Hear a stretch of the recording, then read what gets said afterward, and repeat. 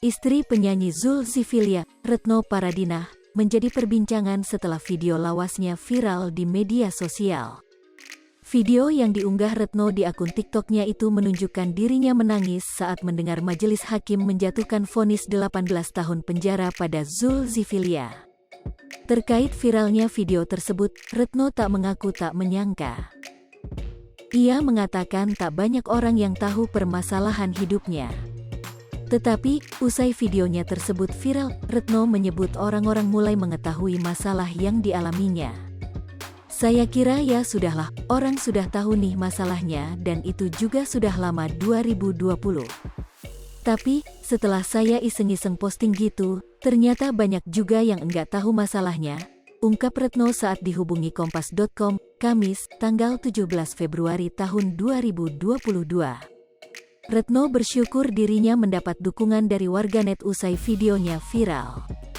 Dan alhamdulillah dengan viralnya itu juga ternyata banyak dukungan ke saya, support saya dan suami, katanya. Seperti diketahui, Zulkiflia dijatuhi vonis 18 tahun penjara oleh Pengadilan Negeri Jakarta Utara pada tanggal 18 Desember tahun 2019 silam, terkait kasus kepemilikan dan penyalahgunaan narkoba. Kini, selama sang suami mendekam di penjara, Retnolah yang menjadi tulang punggung keluarga. Ia mengaku dirinya masih bisa mencukupi kebutuhan ekonomi keluarganya. Kendati demikian, Retno tak menampik dirinya harus bekerja keras demi mencukupi kebutuhan buah hati dan rumah. Kalau untuk kondisi perekonomian keluarga saat ini alhamdulillah masih bisa terpenuhi, ungkap Retno, Kamis, dilansir tribunnews.com.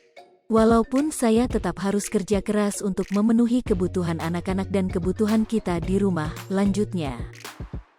Saat ini, Retno bekerja sebagai make-up artist, MUA, khusus pengantin. Untuk menambah pemasukannya, ia juga berjualan online di rumah. Pekerjaan saya sekarang lebih fokus ke MUA, make-up artist gitu untuk pengantin, katanya. Terus untuk tambahannya ya saya ada jualan online di rumah, tapi ya tetap fokus di MUA, tambahnya. Kendati harus bekerja keras, Retno mengaku bersyukur ia masih bisa mencari nafkah untuk keluarganya meski sang suami tengah di. Tapi, setelah saya iseng-iseng posting gitu, ternyata banyak juga yang enggak tahu masalahnya, ungkap Retno saat dihubungi Kompas.com, Kamis, tanggal 17 Februari tahun 2000. Hai pemirsa Sripopo TV, jangan lupa komen, like, dan subscribe, serta tonton terus berita-berita terupdate lainnya ya.